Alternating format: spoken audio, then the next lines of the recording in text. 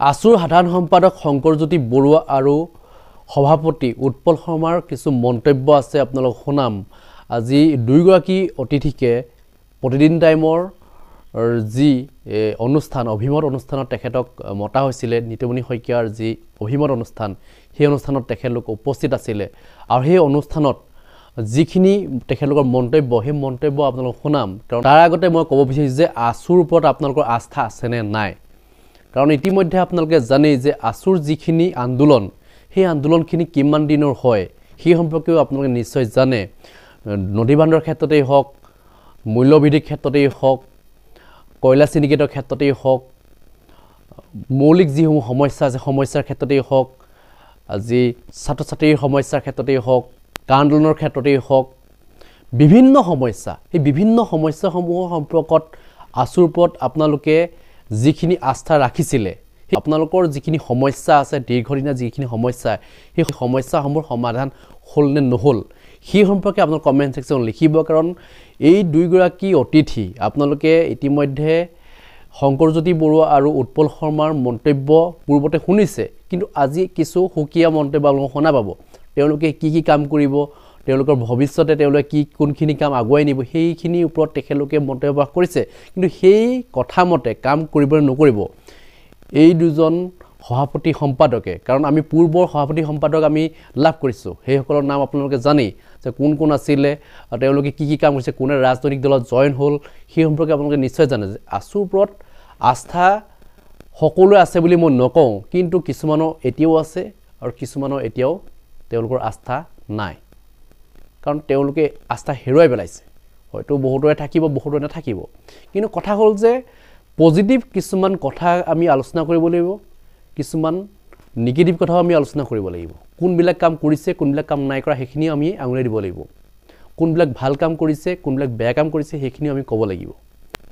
আমি এনেকুৱা হ'ব নালাগিব যে আছুৰ প্ৰতিটো কামৰ সপক্ষত আমি থাকিম, তেওঁলোকৰ কিছুমান কাম আমি ভাল নাপালে সেইখিনিও আমি আঙুলিয়াই দিব লাগিব। প্ৰত্যেকটো কামতে আমি ছাপোৰ্ট কৰিলেও নহ'ব। তেওঁলোকে যিখিনি কাম কৰিছে আমি সেইখিনিও দেখি আহিছোঁ। গতিকে ইতিমধ্যে শংকৰজ্যোতি বৰুৱাৰ আৰু উৎপল শৰ্মাৰ যিখিনি কাম আমি সেইখিনি আমি চাম, কাৰণ পৰৱৰ্তী পৰ্যায়ত আমি দেখিবলৈ পাম। এইখন চৰকাৰৰ দিনতে আমি বহুখিনি কাম ইতিমধ্যে দেখা পাইছোঁ। আছুৰ যিখিনি কাম তেওঁলোকে কৰি গৈছে ভালমতে, কিন্তু সেইখিনি কামিও দেখা পাইছোঁ। আমি সেইখিনিও ক্ষেত্ৰতো আমি শলাগিব লাগিব যিখিনি কাম কৰি গৈছে, কিন্তু যিখিনি কাম কৰিবলৈ বাকী আছে সেইখিনি আমি চাব লাগিব। আৰু পূৰ্বতে কৰি অহা যিবিলাক কাম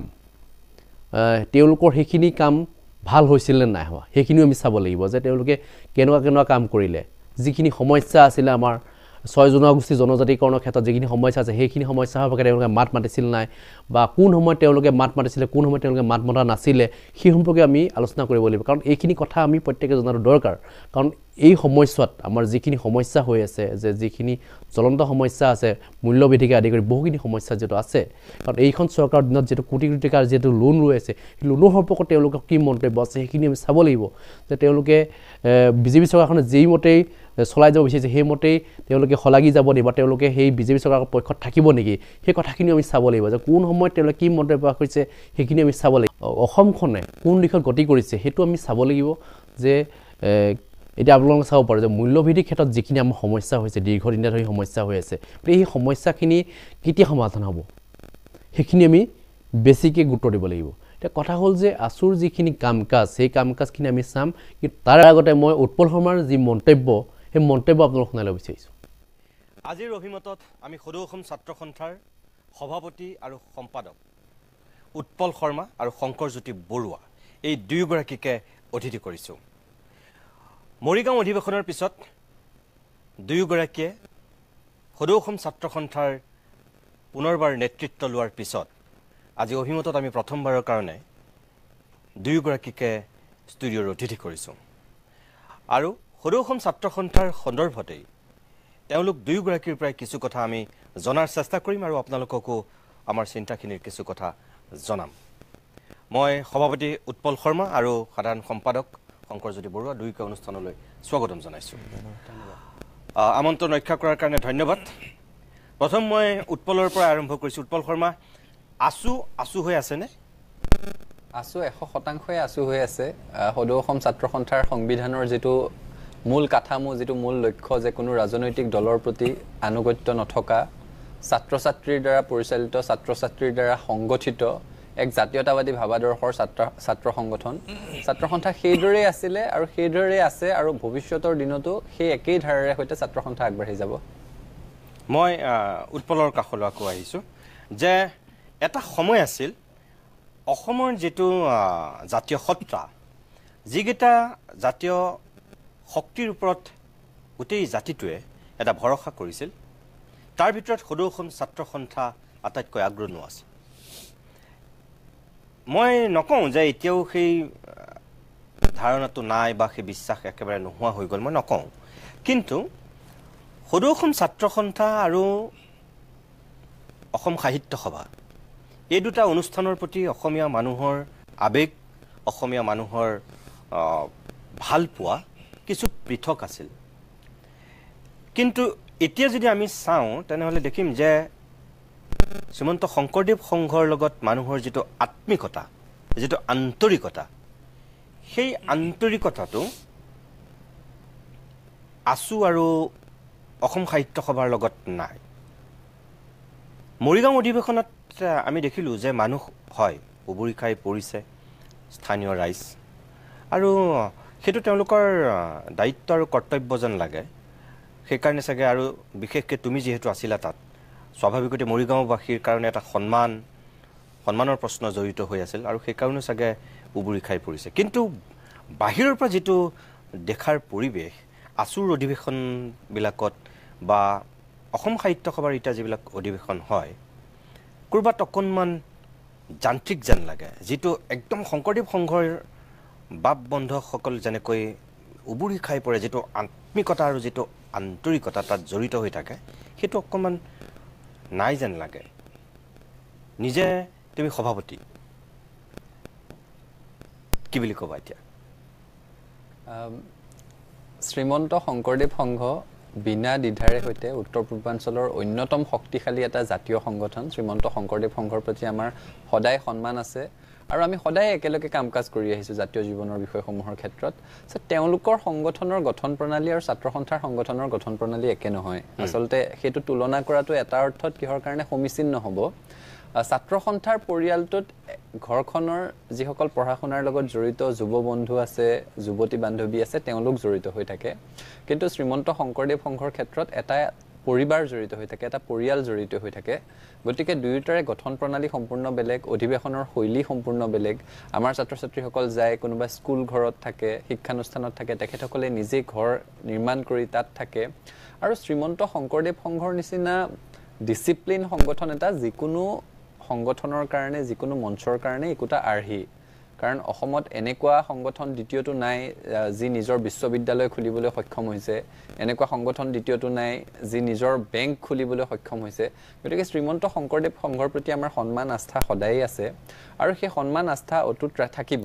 কিন্তু তুলনাটো সমীচীন এইকাৰণেই নহয় যে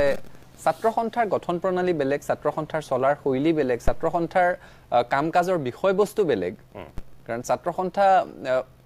ৰাজনৈতিক দলৰ কোনো সদস্যক আমাৰ মঞ্চত স্থান নিদিওঁ ছাত্ৰ সন্থাই পুঁজি সংগ্ৰহৰ পৰা আৰম্ভ কৰি আন সকলো ক্ষেত্ৰতে কিছু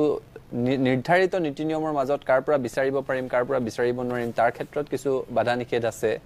আৰু তাৰ বাহিৰেও মানুহৰ সমাগমৰ কথা আপুনি যিটো কৈছে মৰিগাঁও অধিৱেশনখন তাৰ এটা উৎকৃষ্ট উদাহৰণ উৎপল শৰ্মা ব্যক্তি হিচাপে উৎপল শৰ্মাৰ কি অস্তিত্ব আছে একো অস্তিত্ব নাই উৎপল শৰ্মা যদি তাত কাৰোবাৰ কাৰণে সন্মানৰ প্ৰশ্ন হৈ পৰিছিল উৎপল শৰ্মা যদি তাত কাৰোবাৰ কাৰণে আদৰৰ প্ৰশ্ন হৈ পৰিছিল তেতিয়াহ'লে ছাত্ৰ সন্থাৰ মজিয়াখনে উৎপল শৰ্মাক দিয়া আসনখনৰ কাৰণে সেই সন্মান সেই মৰম সেই আদৰ আৰু মৰিগাঁৱত ৰাইজ কি ধৰণেৰে তাত সংযুক্ত হৈছে সেই কথাটো মই তাত নিজে থাকি উপলব্ধি কৰিছোঁ কাৰণে বুজিব পাৰিছোঁ মহাবিদ্যালয়ৰ শিক্ষক শিক্ষয়িত্ৰীয়ে উৰে ৰাতি তাত চাহ ভগাইছে আপুনি ভাবিব নোৱাৰে কিন্তু আজিৰ তাৰিখত যিসকল মহাবিদ্যালয়ৰ শিক্ষক শিক্ষয়িত্ৰীক মানুহে সততে সমালোচনা কৰি থাকে যে তেখেতসকল সামাজিক অনুষ্ঠানৰ লগত জড়িত নহয় নেকি তেখেতসকলকতো আমাৰ পৰা তেখেতসকলৰ পাবলগীয়া একো নাই তেখেতসকল ছাত্ৰ সন্থাৰ প্ৰতি থকা সুভাষাৰ কাৰণে উৰে ৰাতি তেখেতসকলে চাহ ভগোৱালৈকে কৰিছে যাৰ যি দায়িত্ব পৰিছিলে বুজিছোঁ আপোনাৰ তাৰ ৰিক্সা চালকসকলে ঠেলা চালকসকলে তেওঁলোকক আমি কি সহায় কৰিব পাৰোঁ তেওঁলোকক আমি কি বাধ্য কৰিব পাৰিম তেওঁলোকে দুবেলা দুমুঠি আহাৰ গ্ৰহণ কৰিছে নিজৰ শ্ৰমৰ বিনিময়ত আমি চৰকাৰো নহয় যে তেওঁলোকক কিবা ঘৰ বনাই দিম বুলি ক'ব পাৰিম খুটা কম্বল দিব পাৰিম তেওঁলোকৰ দৈনিক 200-250 টকা আয় হয় তাৰ পৰা 10 টকা 15 টকা কৈ তুলি 6000 টকা ৰিক্সা চালক সন্থাই যোগান ধৰিছে ই ৰিক্সা চালক সন্থাই 1700 টকা যোগান ধৰিছে আৰু সেইবোৰ আমাৰ কাৰণে 17 কোটি টকাতকৈ বেছি ডাঙৰ গতিকে সেই ধৰণৰ তাত ৰাইজ জড়িত হৈছে 1 লাখ লাৰু পিঠা যুৱতীসকলে বনাই দিয়াটো মহিলাসকলে প্ৰস্তুত কৰি দিয়াটো সহজ কথা নহয় মানুহৰ তাত যেটো সমাবেশ আছিল যেটো মানুহৰ সহাৰি আছিল বিপুল আছিল আমি সেই কথাটোত আমি সঁচাকৈ আচৰিত হৈছো 4000 মহিলাই কুৰাজ গাইছে আজিৰ দিনত কোনোবাই নিজৰ কাম ক্ষতি কৰি দুদিন তিনিদিন এমাহ পৰ্যন্ত আখৰা কৰিবলৈ আহিব নেকি ছাত্ৰ সন্থাৰ প্ৰতি যদি আন্তৰিকতা নাথাকে ভাৱমূৰ্তিৰ কথাটো যেতিয়া নিতুমন্দিয়া আপুনি কয় আপুনি যেতিয়া সুধিছে মই উত্তৰটো দিবলৈ সুযোগ কন লৈ ভাল পাম ভাৱমূৰ্তি দুই ধৰণৰ থাকে এটা স্বয়ংক্ৰিয় যেটো কামকাজৰ মাজেৰে নিজে নিজে হয় আৰু এটা ভাৱমূৰ্তি থাকে যেটো নিৰ্মাণ কৰা হয় কাৰণ আপুনি নিজে সংবাদ মাধ্যমৰ লগত জড়িত ছাত্ৰ সন্থাক যদি আপুনি আজিৰ তাৰিখত খুদে কিহত পিছ পৰি আছো মই কম যে ছাত্ৰ সন্থা আজিৰ তাৰিখত আমি পিছ পৰি আছো সামাজিক মাধ্যমত নিজৰ কথা বতৰাবোৰ ভাল ধৰণে প্ৰচাৰ কৰাত সেই কথাটো মই অকপতে স্বীকাৰ কৰিম কাৰণ 2014 চনৰ পৰা আইটি সেল বস্তুটো কি ভাৰতবৰ্ষৰ মানুহে বুজি গৈছে অসমৰ মানুহেও বুজি গৈছে এতিয়া এটা নেৰেটিভ সেট কৰা হয় আৰু সেই নেৰেটিভটো জনমানসত মেলি দিয়া হয় ৰাইজ ছাত্ৰ সন্থাৰ লগত নাই আচ্ছা মৰিগাঁৱত যে ইমান মানুহ সমবেত হল সেইসকল ৰাইজ নহয় নেকি তাৰ পিছত যে আৰু এটা কথা কোৱা হয় আপুনি নেৰেটিভ সেট কৰিলে কেনেকৈ হৈ যায় চাওক কা আন্দোলনটো ৰাজপথৰ পৰা নি খেলপথাৰত সমুৱাই দিয়া হল এটা নেৰেটিভ হৈ গল গোটেই অসমত হেতু কেলে সমালোচনা কৰি থাকিব তেতিয়া হলে মই কওঁ যে ৰাজপথৰ আন্দোলনটো খেলপথাৰলৈ লৈ গল বুলি যদি আসুকে সকলো দুখটো জাপি দিব বিচাৰে তেতিয়া হলে মানুহখিনিয়ে মানি লব নেকি যে গোটেই কা আন্দোলনটো কেৱল আসুৱে কৰিছিল হেতুটো সঁচা কথা নহয় আসু আছিলে আন সংগঠন আছিলে ছাত্ৰ সমাজ আছিলে সকলো আছিলে আসুৰ লগত মনে নিমিলা বহু লোকে হুকিয়াকে কৰিছিলে এতিয়া আসুৱে যদি কম্প্ৰমাইজ কৰিলে সেই হুকিয়া সত্তাসমূহে তেওঁলোকে কিয় এখনক টিয়ানানামেন স্কোয়াৰ বনাই নেপেলা তেওঁলোকে শাহিনবাগ বনাই পেলাব লাগিছিল আন্না হাজাৰে আন্দোলনৰ নিচিনা ৰাস্তাত দিনে ৰাতিয়ে তাত মানুহ গোট খাব লাগিছিল তেওঁলোকেওতো কৰিব পৰা নাই কিন্তু নেৰেটিভ এটা এতিয়া প্ৰতিষ্ঠা কৰি দিয়া গল যে ছাত্ৰ সন্থাই খেলপথাৰৰ আন্দোলনটো ৰাজপথৰ আন্দোলনটো খেলপথাৰলৈ লৈ গল কিন্তু যি মানুহে ইতিহাস জানে সেই মানুহে জানে যে সমাবেশ হবলগীয়া হলে সদায় খেলপথাৰত হ'ব মিছিল বাহিৰ কৰিব লগা হলে সদায় ৰাজপথত হ'ব কেৱল কা বিৰোধী আন্দোলনত নহয় অসম আন্দোলনৰ সময়ত হৈছিল ভাৰতৰ স্বাধীনতা আন্দোলনৰ সময়ত হৈছিল এতিয়া নেৰেটিভ আৰু এটা মই আপোনাক কওঁ অসমৰ শিল্পীসকলে নিজৰ শিল্প সাধনাৰ জৰিয়তে শ্ৰম কৰি দুবেলা দুমুঠি আহাৰ গ্ৰহণ কৰে জীৱনৰ শেষ সময়তে শিল্পীসকলে অৰ্থৰ অভাৱত চিকিৎসা কৰিব নোৱাৰাৰ বাতৰি আপোনালোকে প্ৰকাশ কৰি থাকিব লগা হয় কিন্তু সেই শিল্পীসকলে জাতীয় স্বাভিমানেৰে উদ্বুদ্ধ হৈ আহি কা বিৰোধী আন্দোলনত নামি পৰিছিল কোনোবাই যদি হাতৰ গিটাৰখন পাইছিল গিটাৰখনেৰে সৈতে প্ৰতিবাদ কৰিছিলে কোনোবাই যদি পাৰিছিলে লভিতা ৰূপালীমৰ নাটকৰ সংলাপ মাতি পেলাই চানমাৰীত প্ৰতিবাদ কৰিছিলে যিয়ে যেনেকে পাৰিছে প্ৰতিবাদ কৰিছিলে কিন্তু সেই শিল্পীসকলক আজি এটা নেৰেটিভৰ মাজত সামৰি দিয়া গল যে তেওঁলোকে গান বাজনা কৰি কা আন্দোলনটো নষ্ট কৰিলে বুলি কিমান এটা দুখ লগা কথা ভাবক দেই য'ত নেকি স্বাধীনতা আন্দোলনৰ সময়ত জ্যোতিপ্ৰসাদ আগৰৱালা বিষ্ণুপ্ৰসাদ ৰাভা তেখেতসকলে কি কৰিছিলে নিজৰ গীতৰ জৰিয়তে নিজৰ নাটকৰ জৰিয়তে নিজৰ সংলাপৰ জৰিয়তে একোটা জাতিক উদ্বুদ্ধ কৰিছিলে অসম আন্দোলনৰ সময়ত যেতিয়া জনগোষ্ঠীয় সংঘাত হৈছিলে সেইখিনি সময়ত কি হৈছিলে বীৰেন্দ্ৰ কুমাৰ ভট্টাচাৰ্য ডক্টৰ ভূপেন হাজৰিকাক সন্মুখত লৈ গান গাই মানুহৰ মাজত জনমতৰ সৃষ্টি কৰিছিলে মানুহৰ মাজত ভাতৃত্ববোধৰ সৃষ্টি কৰিছিলে এতিয়া কোনোবাই ক'ব নেকি আজি 40 বছৰ পিছত ভূপেন হাজৰিকাই অসম আন্দোলনটো গান বাজনা কৰি নষ্ট কৰিলে বুলি আসলতে নেৰেটিভ এটা প্ৰতিষ্ঠা কৰি এৰি দিয়া হয় আৰু তাৰ পিছত হেতুৱে চলি থাকে তুমি এটা ক'ব বিচাৰিছা যে মানে আসুৱে সেই নেৰেটিভটো বনোৱাত ব্যৰ্থ হৈছে আসুৰ বিৰুদ্ধে বনোৱা নেৰেটিভটো সফল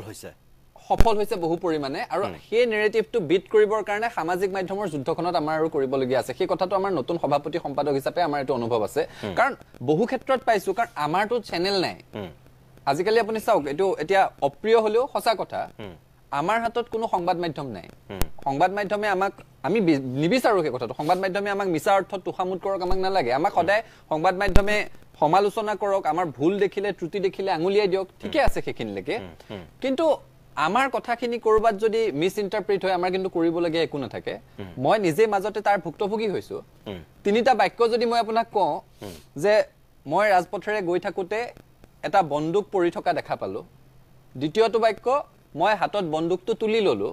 তৃতীয়টো বাক্য বন্দুকটো মই ওচৰৰ থানাখনত গৈ জমা দিলো তাৰ পিছত যদি এটা প্লেট কৰবাত দেখি যাও মই হাতত বন্দুক তুলি ললো উৎপল শৰ্মা সভাপতি আছো মই কাক ব্যাখ্যা দিম যে মই সেইটো কথা কোৱা নাছিলো মই আগে পিছে বেলেগ কথাও কৈছিলো সেই ধৰণৰ নেৰেটিভো মাজে মাজে হৈ থাকে উদ্দেশ্য প্ৰণোদিত কিছুমান হৈ থাকে গতিকে ৰাইজ লগত নাই বুলি যেতিয়া সমালোচনা কৰে তেতিয়া আমি ভাবো যে ৰাইজ কোন সকল এই যে ছাত্ৰ সন্থাই বহাগ মাহ চ'ত মাহ অহাৰ লগে লগে সমগ্ৰ অসমত 300-400খন মান আমি বিহুৰ কৰ্মশালা পাতো তাত যে 1000-2000 কণ কণ ল'ৰা ছোৱালীক লৈ মাক বাপেক বিলাক সমবেত হয় সেইবোৰ ৰাইজ নহয় নেকি ছাত্ৰ সন্থা আমাৰ অনুষ্ঠানত বাৰু আমাৰ বিহু কেখনত ছাত্ৰ সন্থাই বিহু পাতিছো আছুৰ সভাপতি সম্পাদককে মাতিছে কিন্তু এই যে স্কুল কলেজ বিশ্ববিদ্যালয় এইবিলাকৰ ৰূপালী জয়ন্তী সোণালী জয়ন্তী মহাৰজত জয়ন্তী এইবোৰতো আমি গৈ লবি কৰি পেলাই আছুৰ সভাপতি সম্পাদক মুখ্য উপদেষ্টাক মাতক বুলি আমি ক'ব নোৱাৰো তাত যে সমিতিসমূহে ছাত্ৰ সন্থাৰ বিষয়ববীয়াসকলক মাতি নি একাষাৰ কোৱাৰ সুযোগ দিয়ে আমাক মৰম কৰে আদৰ কৰে সেই সকল কি ৰাইজ নহয় নেকি